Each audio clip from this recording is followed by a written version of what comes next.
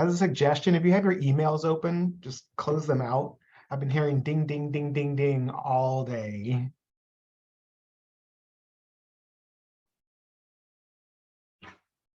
Wow, you've got quite the crowd coming in.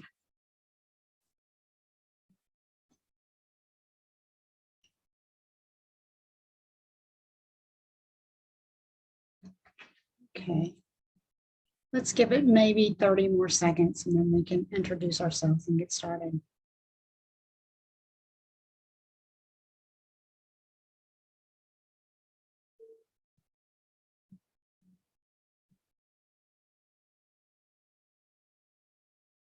Colleen, do you want to keep the house? Want to give them the housekeeping? I am happy to start, and then I'm going to turn it over to Kat, our wonderful room monitor. Perfect. Yep. I'm Colleen Malone. I'm the department manager here. Welcome to our roundtable discussion for the first day of our virtual conference. I'm going to put a little note in the chat around participation requirements and how to get your CE continuing ed certificate following this session. Do let me know if you have any questions, and I will turn it over to Kat, our room monitor, to introduce herself. Thank you. So my name is Kat. I will be kind of here to do the things. We are doing the roundtable. Please feel free to put questions in chat, or do you want them to unmute? Are you guys okay with that? Or We're okay with all of it. You can put Okay. it in the chat if you feel comfortable, or you can come off mute and say, hey, Dr. Troutman, I've got a question. Okay. Or anything else. So then I will turn it over to our roundtable. Welcome, everyone. We are here today to talk about existential psychotherapy. I am Dr. Susan Foster. I am the department chair and also a full professor in the counselor education department. I'm going to tag Andy Brown. Yes, Dr. Andy Brown, I'm a full professor here at the counseling department at the Chicago School. And it's nice to be here with my esteemed colleagues. You've got to tag somebody. We're tagging Dr. Troutman. I am Dr. Omar Troutman. I'm an assistant professor with the Chicago School, and I'm also happy to be here with my colleagues to talk about stuff that I love, like existential theory and thought. And I'm going to tag Dr. Sose. Hello, everyone. I'm Dr. Michael Sose. I'm an assistant professor here at the Chicago School and Counseling Department. I'm excited to be here with you all and talk some existentialism today. I will tag Dr. Corey Clark.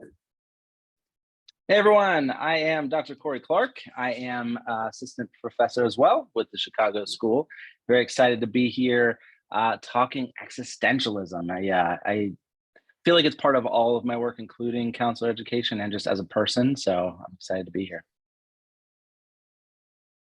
Oh, and I will tag the wonderful Dr. Brian Pickens.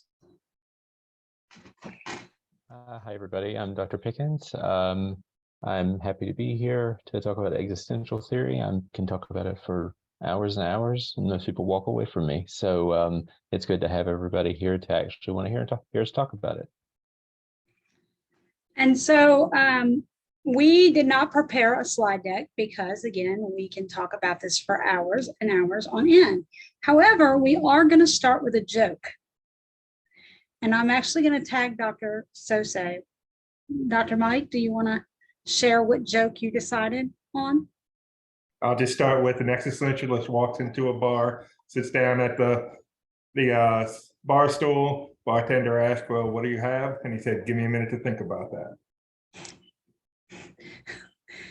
And of course, we all laughed because that's hilarious. The one I wanted to go with was, how many existentialists does it take to change a light bulb? And I'm going to leave the punchline for later. But we have prepared some questions. And so we're just going to, we're going to talk. And as you listen, feel free to, again, put your questions in the chat or come off of mute and ask anything you want to ask of us. So I'm going to start. This will be a fun one. What does existentialism mean to you?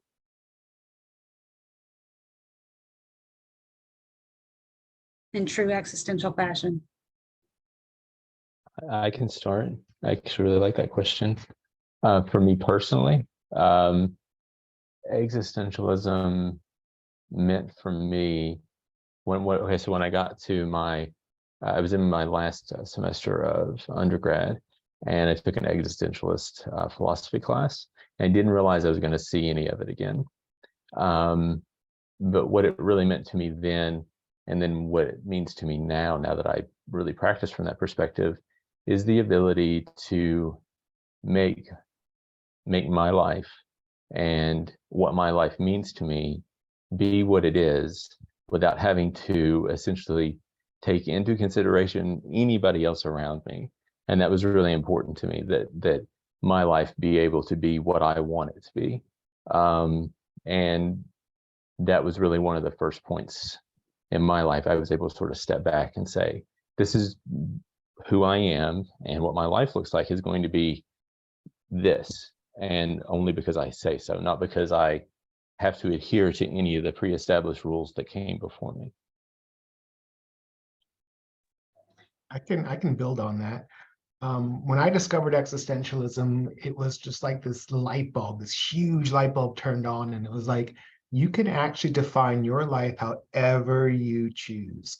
You don't have to do what this society says, what is popular at the moment, or feel this way. No one can make you do anything. You can choose to do whatever you want. But on the flip side of that, with the choice, you get to have all that wonderful anxiety that comes with it. Like, I have so many choices right now. But once I kind of leaned into it and got comfortable with existentialism, it was like, wow, I can see and make the world as I want to be in it and not have it define me. So that's kind of what existential means to me. Yeah, I want to jump in and first I will say I work primarily with kids and teens, and I use quite a bit of existentialism in a way, and that is I work a lot with, I would say, tweens and teens, especially during the pandemic. And that like late childhood period into teens is this transition that goes from how good am I in relation to my peers, like how fast am I, how smart am I? That's like the ability developmental stage, which then transitions to who am I, right? How good am I at X to who am I, right? When you're 12, 13, 14, 15, it's this innate kind of search for defining me, right? Defining oneself. And so existentialism to me is very much piggybacking on everyone else. It's defining yourself on your terms. And I love seeing that on a developmental level, whatever age you are, where you really develop that sense. Some it's earlier, some it's later. I really felt like it was about 30 years old for me when I finally actually felt some sense of that, right? But yeah, it's defining yourself on your terms. For me, I think I really kind of got into existentialism later in my graduate program. When I first went through theories, which was very early on, much like many of the students at Chicago School, I went through theories very early on. And as I read through existentialism, it made me a little anxious, because it was kind of this shapeless thing. And I was like, I don't know what to do with that. I need more of a format or whatever. It wasn't until I started really kind of getting involved in therapy, and specifically group therapy, and I was introduced to Irvin Yalom, who really kind of changed and sculpted things for me.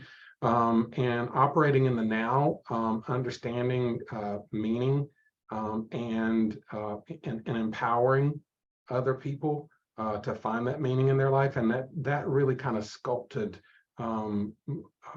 existentialism for me, and it kind of grew from there, and I grew to love it, I think, from that point moving forward. It's how I began to connect with people, and how I connected with people, I think, in therapy and outside of therapy after that.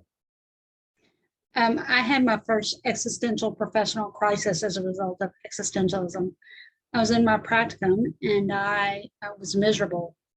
I was at a university doing my practicum, and I thought I was a CBT therapist, and that's because CBT has techniques and I could prove that I was being effective.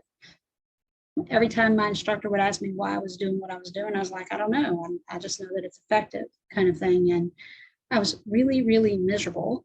And it wasn't until I started Mine started with Man's Search for Meaning when I read that. I recognized that not only is existentialism the modality by which I conduct therapy, but it is also the philosophy by which I live my life. And so it was a very liberating and scary kind of, I'm doing this without a net moment for me. But the liberating part went out, and here we are all these years later. So yeah, my first professional existential crisis. And I want to echo that with Man's Search for Meaning. I was in New Orleans when I was first doing my practicum in my master's program. I was in the process of reading Man's Search for Meaning when Hurricane Katrina came and hit New Orleans. So I actually had the book when I had to evacuate. And so I was at that evacuation in Baton Rouge, no power, reading the book and looking at all the pain and suffering that was happening in the city, in my city. I just kept telling myself there has to be some reason for this, some purpose for this. And then actually one of my first counseling experiences in my practicum was working with survivors of Katrina. And all I could hear was the pain and the sadness and the sorrow. But I had Man's Search for Meaning to kind of say, what is the purpose and meaning and what can come out of these painful experiences? So learning to help clients find their own meaning and purpose and overcome such hard tragedies, and to be able to do it on such an individual level and a collective level for the region was very powerful. And so that's kind of where existentialism just kind of started to gel for me across the board, to hear how everybody's story is different and how they derive their own meaning from it and how to reframe away from being a victim to a survivor. So that brings me to another question I want to ask the group. Sometimes we as a profession struggle to sit in a room and for a group of professionals to understand what it means to be existential. With that being said, how would you explain this approach to a client?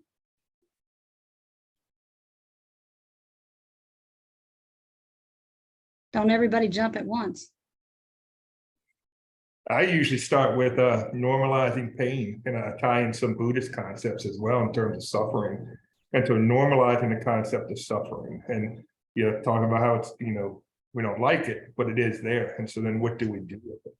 And so just sort of explaining the basic components of how do we find meanings and purpose, and I talk about the wounded healer. We all have our own wounds, and we bring those into the therapeutic realm. How can we utilize our wounds to help other people? And that's kind of the basics of how I start, with just having the open conversation of normalizing pain and suffering. To me, a big part of the work is the therapy is reflecting themes and identifying patterns and themes in a person's story and their life, and normalizing suffering, but also anxiety a lot. I talk a lot about the natural anxiety that human beings have, especially in the wake of the pandemic and everything that's happened so in the last few years. So a big part of explaining what it is kind of identifying themes and sometimes universalizing some things that really feel helpful to be reflected. And it's not highly directive like some approaches. So I kind of start there and talking about it with some people. But that it to me is a good thing, is a strength of the approach. And so those are some of the things I would say. I often can explain it from the perspective of just regaining control. I think a lot of clients, as we all know, they come to us when things feel out of control. And so I frame it for them from the perspective of, we can't necessarily change things going on that got you here. We can't necessarily change some of the natural consequences that might occur in the future related to whatever these things are. But you can control how you react to it. If nothing else, you can control yourself and determine what that looks like for you, even in the worst possible scenario. And so I often frame it from that sort of regaining control perspective. I frame it with freedom. And that kind of builds on what Dr. Pickens was talking about and trying to get my folks to understand that these are choices that you're making. I can't do this, or I can't do this because of this, or I'm like, well, those are choices. So what would happen if you weren't accountable? What would happen if you could just make the choice that you wanted to make and not say that someone is controlling me, right? And more of, I have the freedom to make this choice. So it's not that someone's holding you down, you're choosing not to take action. So what does that mean for you to not take action? You know, who are you beholden to at the moment? Whose expectations are you fulfilling? And how's that working out for you? You know, but when you recognize your own freedom and your power to be and your power to choose, you then gain all that power back to direct your own life. So that's how I frame it for my folks. Kind of look at kind of to build on what Dr. Troutman and Pickens and Clark had kind of said earlier. There are elements of that I think that I infuse into the now. I let them know that existentialism has to do with life existence and these core concepts as far as like meaning, purpose, anxiety and whatnot, and how it plays out in the here and now in between us, what blocks we have here as we act as like a microcosm for relationships outside of here, and how we addressing those things here in the now can transfer those things outside of therapy later. And for me, it's about the agency of freedom, responsibility, and choice. You know, that you have agency in that. And what does that look like? You know, from a personal place, I see life as finite. And so you're only given so much of it. There's only so much you have. So you better get to the business of living. And what does that look like? And so it's like the agency of living. And, you know, because you can't get the moments back. So what is it that you really want to do with them? Right here, right now. Dr. Clark, you kind of already jumped on one of my questions for the group, which was as you sit here, what do you think the strengths and limitations of the approach are? So let's start with you. Yeah, I think especially in the pandemic when we, moved to telehealth, that's when I really dug into existential therapy with the teens and young adults I worked with. A huge strength, a major significant strength of existential theory to me is the ability to give people space to explore really tough, sometimes abstract concepts, and empower them to choose what they're going to do without too much direction or directives for them. And that was really freeing at a time when there weren't a lot of choices in the pandemic, when people were stuck in their rooms all day doing or online school and all of that I saw. So I loved that part of existentialism. But yeah, I touched on this. A limitation sometimes can be that sometimes people want more of okay, what's the agenda today? Or what's the next part of this theory that I can, the next ladder, part of the ladder or whatever, next stepping stone. What's the next DBT module that I can do? What's whatever. And there is some limitations there, I think. But I will say, I tell a lot of people, existential theory plays really nice with other theories. And so in that way, I use DBT and existentialism a lot. I use some of the more directive theories with existentialism. So even the limitations I can kind of say aren't really limitations, but yeah. So I'm actually going to ask the group to do something that they didn't know that they were going to do. And I'm actually going to ask our group leaders to lead us in a light existential group. So Dr. Mike, Dr. Clark, I'm going to ask you to not only lead us into a small demonstration of what an existential group might look like, but also to participate in the group. And so we will be your participants. And of course, Dr. Pickens, Brown, Troutman, you can opt out of the group if you so desire. But let's do an experiential activity so folks can see what it looks like in action. Dr. Sosay, do you want to lead us? Do you want me to start us? I'll let you start us for us. Okay. So I will just say, I love doing this. So I appreciate the opportunity because I think we have an innate desire to connect in this kind of space. And that is, I want us to have this group space where we can just be. The sort of criteria for this space is to be here and now, not have an agenda of what we should do right now, but just be humans in a Zoom chat at this time, or it's different time zones, but on this day, just be here. And so I want to invite us all to just exist and notice whatever comes up in the here and now. Absolutely. And I want to echo what Dr. Clark says. You know, we're all here as individuals. We all have our own unique stories. And one thing that I want us to recognize is that everybody's path is different. And what we look for in these groups is those commonalities, but also our individuality as well.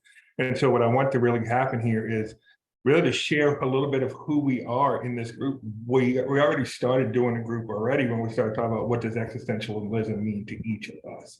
You know, that's kind of the essence of how you would start a group like this.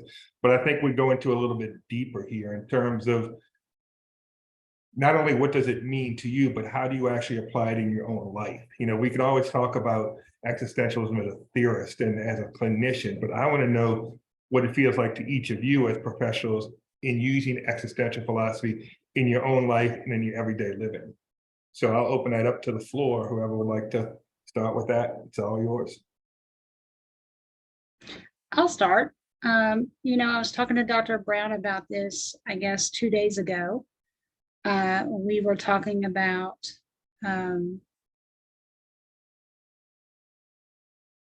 some existential work that I'm doing with a client. And I do a lot of trauma work post traumatic experience, post power therapy. You know, okay, now I'm not quite in the depths of suffering, but what does this mean to me? Who am I supposed to be without this? And so we were talking through some of that. And I was telling him, you know, that I am so intentional in the way that I do relationships, that they're really complex and really not like a Rubik's Cube complex, but I mean, I appreciate the complexity of deep conversation and deep thought and those kinds of things. And so one thing from a really existential place today, just what this means to be here with all of you. And so the complexity of our relationships that we have on a personal and professional level, and just the ability to come to a space that I am deeply understood by the five of you. So that's what's coming up for me as we think about it. Thank you, Dr. Foster. And you mentioned just the complexity and the deep conversations. Is that, I saw the rest of you kind of nodding your head. Is that something that the rest of you on the panel can identify with? Yeah, I can find myself just kind of, I guess, spacing out as I'm just thinking and conceptualizing and just running all these choices through my head and all these possibilities, and just, or even just landing on one thing and just, I don't know if I would say beating it to death, but just like taking it to whatever conclusion it can go to. And it's just like, wow, you know what? It's just lunch. You know, maybe it's not that complex. You know, and that's just a small example, but I think about how paralyzing this can be sometimes as well, to know that you have all of these choices and you're also so fearful just to make the choice, because what if it's the wrong choice? And then I kind of reflect on what my clients feel sometimes. It's like, so I ask them sometimes, so what is your choice? And I have to remind myself, well, you know how difficult that is. You're going to need to give them a couple of minutes to figure that out as well. Because I mean, you're already an existentialist thinking about that. They haven't heard this question yet. So they're going to need a minute too. And again, it's just tossing on all these possibilities, all these things that could happen. And as Dr. Clark was talking earlier about where the benefits and what are the limitations? And I was like, yeah, the benefits are, it's so abstract. And what are the limitations? It's so abstract. It goes, it's a totally double-edged sword. So yeah, I just find myself getting in my own head a lot. Yeah, I just kind of echo something that Dr. Troutman said. He was talking about beating things to death, like over lunch. As a person with natural anxieties, I totally relate to that. And just to kind of and bring it into the now when I talk about existentialism, before I think the moment I clicked, the button to sign on, I thought, and there's just this flood or this flight of thoughts of, should I have reviewed some material for this? Did they send out is there a PowerPoint for this? Who's going to be here? And then, the lady was like, do you want us to let in the people? And I was, there going to be people here? What's this all about? And so all of a sudden, there was just this immense, intense fear that I normally get in the mornings when I feel like there's something that I haven't done that I'm not remembering to do. And, and also, to kind of put that in context of existentialism, I was like, okay, it's time to sit in the anxiety of this moment, whether it's whether we're going to succeed or whether we're going to fail, whatever is going to happen is going to happen now. And so I just tried to kind of be in the moment. Now, I felt so much more security when I found out who I was going to be co-presenting with. I didn't know I was going to have all these, A stars to co-present with, and that takes some of the edge off. But I had to, sit there in that moment, as I would encourage a client to, in their discomfort when I first signed on. Thank you, I've Dr. actually been thinking a lot about, so I'm not at home right now. I'm out of town in Phoenix, and I came to a wedding. And I've been thinking a lot about existentialism, partly because I knew I was going to be doing this, but also just because, I think whenever you're in a new space with people you don't know, and you sort of step back and you reflect on who you are in relation to people and things like that, it naturally makes you think of things like that. And it's sort of similarly to what I said earlier, as we started and talking about, what existentialism, really means to me is, it's just, I've thought about it a lot this weekend, because I'm in a position that I never thought I'd be in. And I am, if you had gone back and asked 15-year-old Brian if he ever would have been across the country with his husband, talking to, family members that he had never met, he would not have conceptualized that future for himself because of the way that he was raised. But I've been thinking a lot about that this weekend, knowing that we were going to talk about existentialism, and it's one of those things that is consistently present in everything that you do. As long as you were willing to step back and reflect on who you are in any given situation, you can grow from that, and even acknowledge and be able to acknowledge how far you've come, and the things that you may have even avoided along the way, making the choices that were right for you. Thank you, Dr. Pickens. I think you touched on something very important there, being able to look back upon your life retrospectively. So I want to tie this in with what Dr. Foster asked earlier about limitations. Are there certain populations, perhaps kids, children, teenagers, where existentialism might fall flat? Is life experience a necessity for an appropriate existential relationship? Or is it for higher functioning clients, lower functioning clients? Let's get some of the thoughts from the panel here. I think it's incredibly short-sighted of any of us to assume that just because someone hasn't lived a lot of life, or lived a life that's different than my life, or whatever else the case may be, that they can't derive ultimate meaning from that. And so I think it's short-sighted to assume that it doesn't work with people. I think as a clinician, it's important for me to recognize that it's their meaning, it's their experiences. I am just sitting co-pilot as we navigate what that looks like and means. And so I think to varying degrees, I use certain things with certain clients, but I think the idea that ultimately you get some choice and agency in how what your life gets to mean, that's a powerful gift to hold space for. So for me, that's a hard pass. It's a hard pass to say that it's limiting in that way.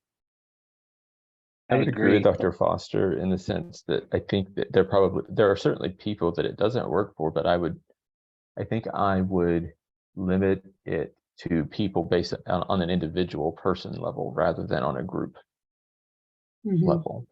There are certain, I think I've had clients that were, so solution focused that, they weren't interested in what existential therapy really looks like. They were focused solely on solution. But I think you have to make that determination on a person-to-person basis. Yeah, kind of to If the echo. meaning for that person is that there is no meaning. That's something powerful to sit in. It's like, wow, okay, so there is no inherent meaning. Let's process that then. Or no, why would I want to process that? I'm all concerned about the solution of how to get this fixed. It's kind of tough for an existentialist because it's like, but there is meaning. Oh, but there's not. You're absolutely correct. There is not meaning for you. I remember the first time I sat with it was a young teenage girl who was contemplating suicide and had a friend who had completed suicide. And she had talked about her parents and other well-meaning adults talking about, how she didn't really have pressure right now. She was not in the real world. And I was like, look, if you're at the point where you're contemplating taking your life, it doesn't get any more real world than that. It's not any heavier than that and where you're at right now in this moment.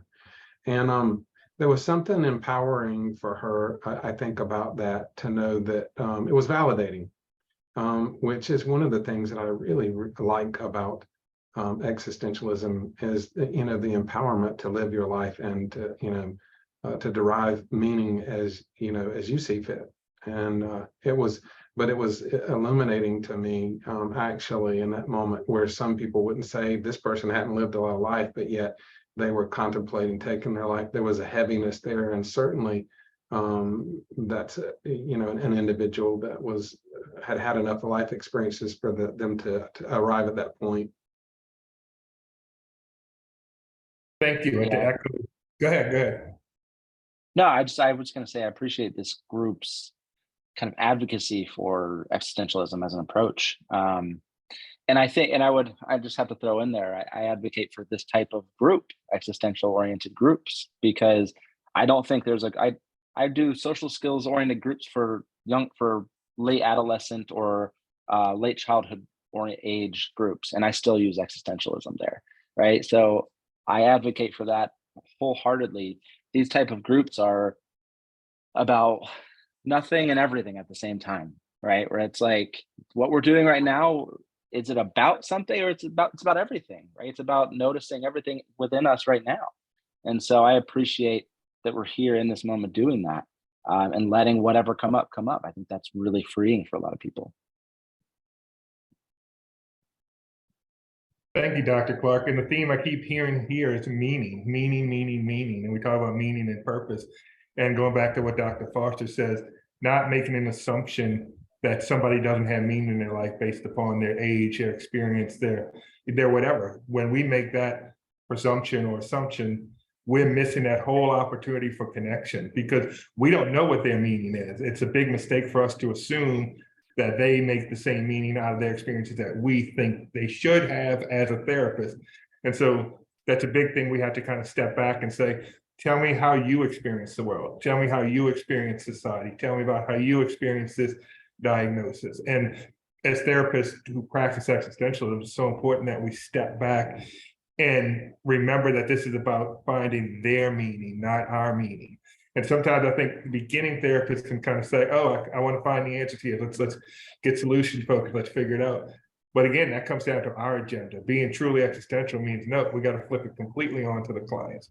Work within their value system. What does this mean? Where do we go from here?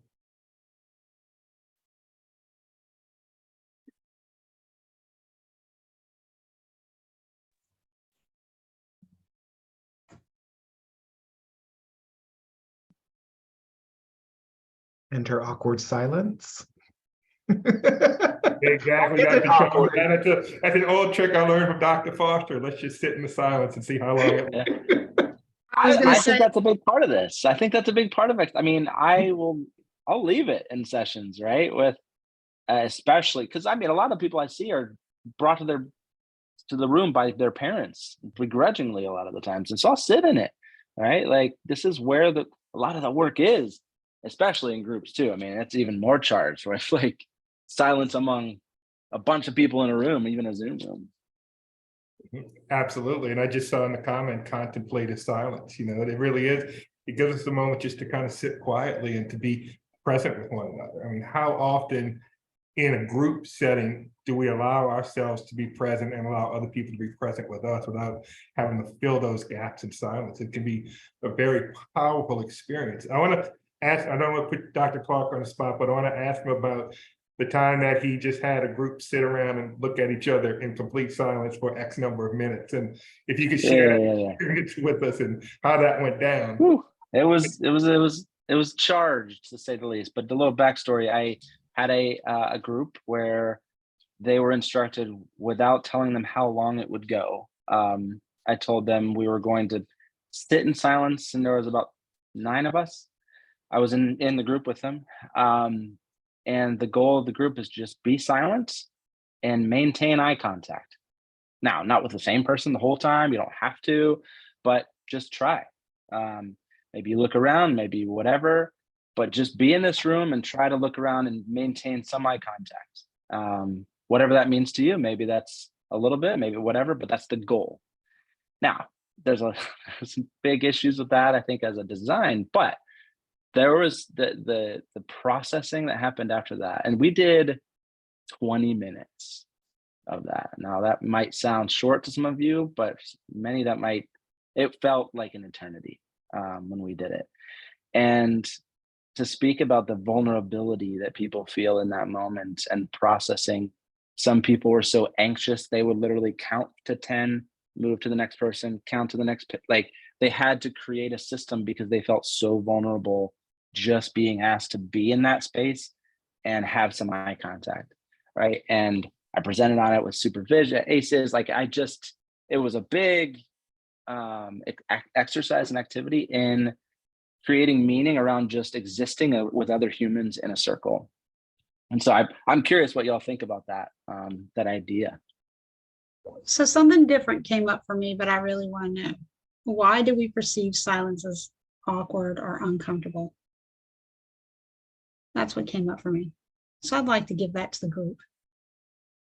Because we're bombarded with input and noise and from every which way, every direction, that as soon as it stops, it's almost deafening.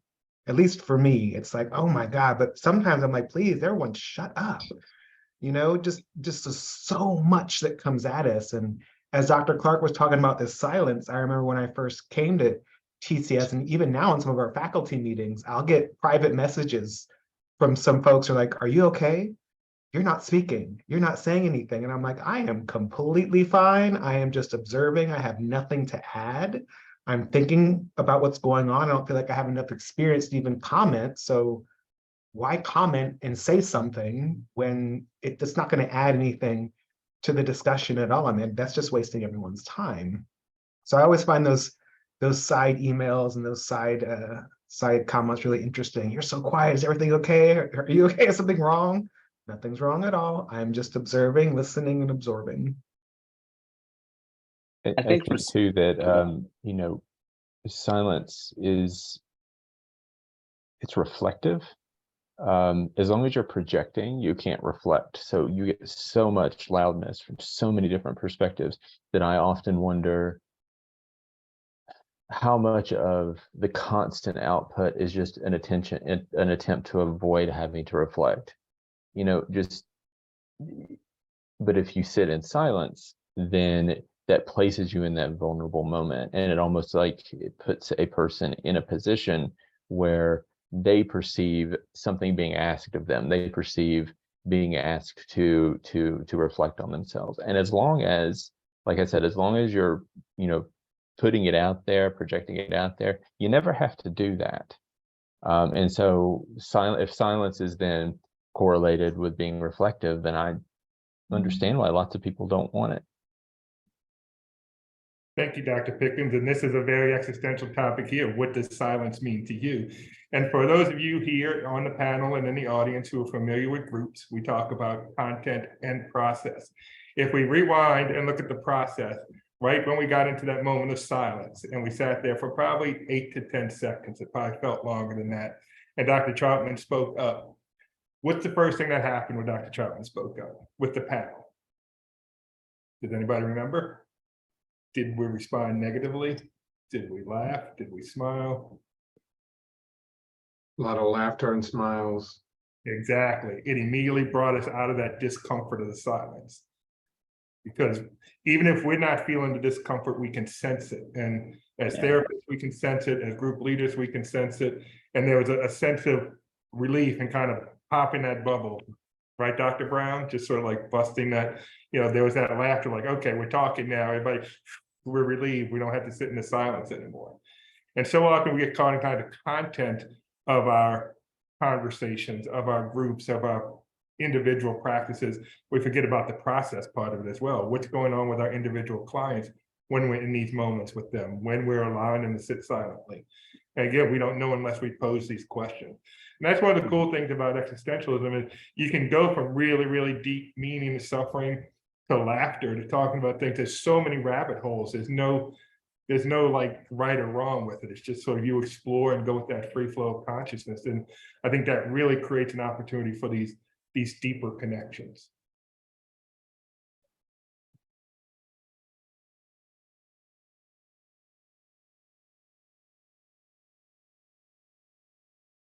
And I think too, Dr. Mike, when you talk about deeper connections, that the existentialism as a whole and going with that sort of free-flowing stream of consciousness kind of thing, thematically, it falls into that category of, I tell students sometimes, what happens in session is exactly what was supposed to happen in session, even if it was totally different from what you anticipated having happen. And that many times going with that flow allows people inadvertently to connect things thematically that they may never have ever bothered to connect if being guided in one direction or another. Thank you, Dr. Pickens. Dr. Foster, I see you. Yeah, I couldn't get myself off mute. I have 2 Susanisms around silence. One is silence is speaking without words, and one is when you feel like you have to do something, just be. And I think that silence says, I am holding space for you. I am here, I am just being with you. And so for me, I don't have negative connotations around silence. I remember sitting with a client one time, and just in case you guys were wondering, I also have Susanisms around Kleenex. I see some of my former students in the audience, and they can tell you those one day. But I had a client who was like ugly crying. It was like such a cathartic situation happening, and I sat in silence. And finally, after some minutes went by, my client says, "Aren't you going to say something?" And I said, "I wonder what it is that you need to hear today." And then my client just unloaded with all of the things that were behind the cry. And that was probably one of the most powerful times I've ever used silence in my career. And it taught me so much about the value that it adds when holding space. To Dr. Pickens' point around, if I'm projecting anything out, what opportunity am I robbing my client of? So I'm a lover of silence. Thank you, Dr. Foster. And I think, just as Dr. Pickens said, and as Dr. Foster said, holding space, making space, and recognizing the sacredness in that space. This person, this individual is letting you into that space, and that takes time, it takes rapport. But when we're in there, and while we're in there, it's up to us to pay respect to that. It's up to us to treat it with respect. And what is more respectful than allowing the individual to tell their story without interjecting, without presuming, just letting them go on and just, hearing their story. Because really in everyday life, who has that opportunity to really just talk about themselves and reflect and go back into these deeper meanings? I mean, that whole therapeutic shell is a safe space. And that's what it becomes cliche, but we talk so much about that, creating a space. And it becomes that whole relationship of allowing them, not only allowing, but encouraging them to be who they truly are in that moment. And if they change in the next moment, that's okay too. I will say it can be very, very, very challenging for a lot of folks. And just to throw out there, this thing, right, makes it to where silence is just so not a part of so many people's lives. Silence is usually occupied with some sort of dissociation, with whatever, right? And so it can be really challenging, but incredibly powerful to have an experience where you just are given space to sit and be and exist and reflect in that, process that, because it's so easy to fill it nowadays with whatever. Something that just came up for me as you pulled up your phone, Dr. Clark. I went to go see a Chris Rock in concert with my best friend in San Antonio a couple months ago. And apparently I had never seen this before, but they put your phone in like this bag. You cannot get to it. It cannot ring. They make you turn it off. And it's like this silence bag. And people were actively fighting against this. And they were like, oh, my kid's this, what if that? And I'm like, all of that is relevant, but can you actually sit in this space for 90 minutes with everyone else and actually focus on one thing? Can you do that? What would it mean for you to actually do that? My friend and I were both like, oh, thank God. We don't have to mess with the phone anymore. It's completely silent. Whatever's going to happen outside of this theater is going to happen outside of this theater, and we have no control over it anyway. So why do we need to know about it? There's nothing we can do about it, nothing at all. I live in South Carolina. So again, if something pops up in South Carolina, what am I going to do in San Antonio about it? Nothing at all. But folks were just like railing against it. They're like, there's no way, I have a note. They're like, there's no notes. There's no accommodations. Just put your phone away. You'll be okay. So that's what that brought up for me, is like, folks really just, it's very difficult for them to do that. It's like they need that distraction. They need to either be heard or make sure they're participating in something. I'm like, what happened if we just sat there? There was a time when no one could get in touch with you if you were just sitting on a park bench. Like no one could get in touch with you. So that's what that brought up for me. Thank you, Dr. Troutman. We have about 10 minutes left in the group, so I want to make sure everybody gets an opportunity to say what they need to say. But before we do that, I want to talk about something Dr. Troutman said about how difficult it is to sit in that silence or even in that discomfort. I'm so glad that Dr. Troutman and Dr. Clark are here, because the three of us got to do an experimental group in residency 2 this past semester, and we put 30-something people in a room, and I'm sure they could vouch for you how difficult it was, without disclosing anything that happened in the group, even just to sit there and be present. I don't think there was a moment of silence that went more than like 5 seconds, 10 seconds. Can you speak to those experiences, kind of what you witnessed when we did that, when we put just kind of the process of what we saw? It was the phones, the jittering. What was the experience that you two had when we had those 30-something people in that one large group? It was the bombs that were dropped. Like someone would drop a bomb, blah, blah, blah, blah, blah, blah, and then leave. I'm like, you can't just drop a bomb like that and leave. What's going on for you right now? Can you not sit here and actually hear what the response is now? So is that kind of where you are? I just need to tell you what I'm thinking, but I don't want to hear anything that you have to say in response. So exactly how are we working anything out that brought up that bomb to begin with? How are we doing that? So it was a weird dynamic. It was a really weird dynamic. It was like, okay, we're going to flow, let's flow, but I'm just going to flow. And then when I'm done, I'm going to leave. It was the weirdest dynamic. Thank you, Dr. Troutman. How about you, Dr. Clark?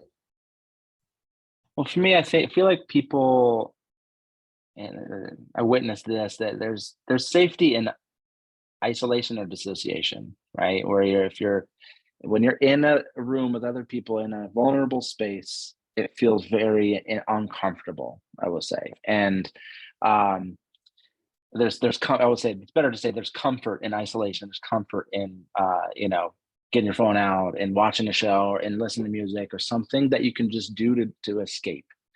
And to sit in the discomfort is incredibly challenging, and people did everything and will continue to do everything. And I guarantee in future experiences like that, they'll do anything in their power to lessen that or avoid that, right?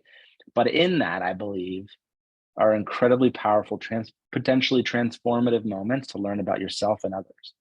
And that's intense. It's a lot. You don't do that every day. Thank you, Dr. Clark. I think you touched on something really important there, the idea of discomfort. And I'm going to call an audible and actually throw it over to Dr. Foster, because one of the themes we talked about today was safety, and I think sometimes safety and comfort get mixed up when we talk about I don't feel safe, I didn't feel safe, or did you just not feel comfortable? And so we have to be really important with the lingo here. And so I would like to turn that over to Dr. Foster and kind of see what her thoughts on that topic are. I know we could go a whole nother hour on that, but safety versus comfort. I think if we look at the culmination of one's experiences, because we need to, we all come in with different narratives. We do live in a pretty instantaneous world. As Dr. Clark and Dr. Troutman talked about, we can access anything with the click of a button. Dr. Troutman said something when we were first coming on. He said, can everybody mute your email? Can you turn your email off while we're doing this where we don't hear the ding? And I was thinking, can you hear mine? And then I was like, oh, I have that silence, but my email is still running in the background, right? And so I think that we live in such an instantaneous society where we live in a society where we don't have to feel uncomfortable for long, because we have a plethora of options to deal with that relatively quickly. And so I think it's easy for us to get into the place where discomfort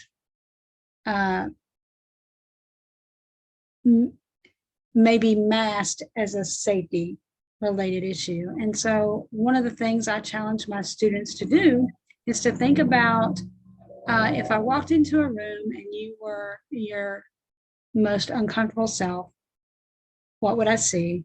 Now I want you to think about if you were unsafe, what would I see? What's the difference? And usually there's a vast cavern of space that exists between, between feeling discomfort and feeling unsafe. And so one of the things we know is that growth rarely exists in comfort.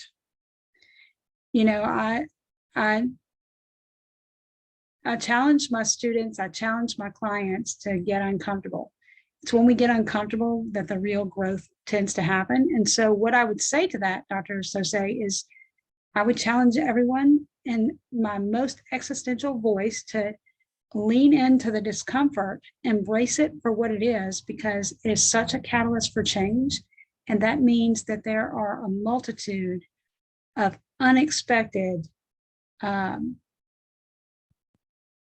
growth points along the way. And if you don't lean into the discomfort, you might miss you might miss something that's really important, some growth that's really, really important. So I would challenge, lean into it. And certainly I would never advocate anyone doing something that made them unsafe, but I challenge everyone in the audience to sit today, that gets to be your existential homework, to sit and think about what is the distance between discomfort and safety. And how do I know when I'm in both of those places? And what do I want to do with those things? So that's what I would say.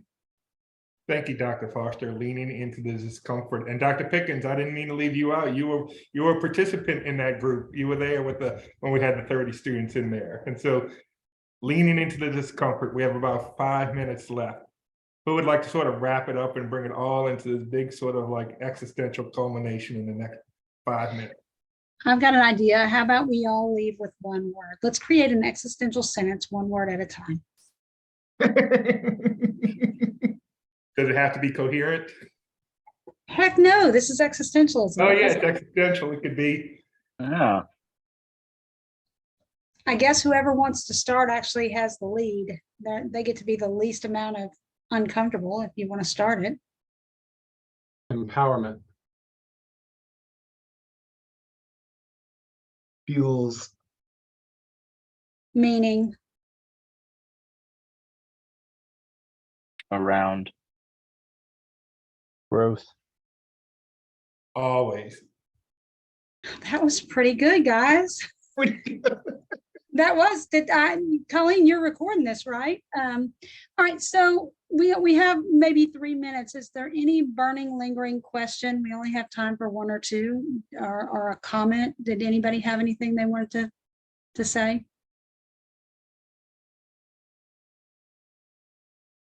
Feel free to come off mute and ask your questions. We didn't really have anything in the chat. They're using silence. I'll Wow, jump on. reflection. This is amazing. Just want to say thank you so much to everyone here. I messaged Dr. Brown being like, I feel so honored to be in a room with the greats, so thank you. I did want to share something. I had the privilege of going to Dr. Nehmar's brief conference here in Jackson, Tennessee last week. And this was something that he said that stuck with me and that I thought was really pertinent to what we're talking about here today. And he said, the only thing we can change is the past because the present is gone in an instant. The future is a hypothesis, but the past we can assign new meaning. And I just thought that was so powerful and fitting here. So I just wanted to share that with the group. Thank you, Callaway. That's awesome. I went to the University of Memphis. I was a GA, not GA. I was a student worker in Bob's lab when he was a professor there. So cool. Yeah, beautiful discussion today. And I co-facilitate a group, so I might use that silence experiential and see what kind of unfolds there. That was really intriguing. Thank you. Thank you, Callaway. Any other questions, comments?